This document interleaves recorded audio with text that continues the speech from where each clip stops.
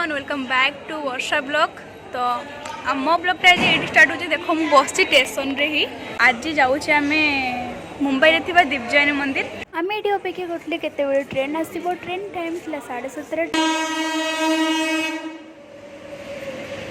Station रू आस सारा पर किसी बाट जावाई पड़ो ऑटोरे। तो ये आम लोकेशन रे पहुँची गले आसिक सीढ़ी चढ़िया भी स्टार्ट करदे।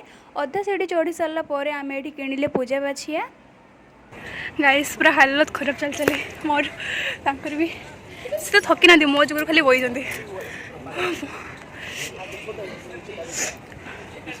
आहरी केते बाट जीवार अच्छे। एटी जिते सुंदर हवा आउची ठंडा ठंडा पवन पूरा शांति लगुच आ थकान भी बहुत लगुच।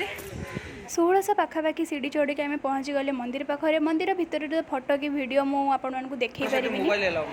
हाँ से मोबाइल ही अलाउ नाला वीडियो बनवाई फोटो उठाई।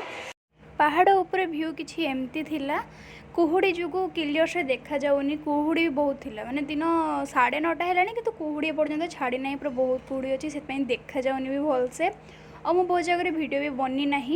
रास्तार आसला बेले मुझे देखिली ये सब हाथ में जो बनाती कौन कहते मुझे जानी आपण मैंने जानते हो कमेंट रे जनइबे।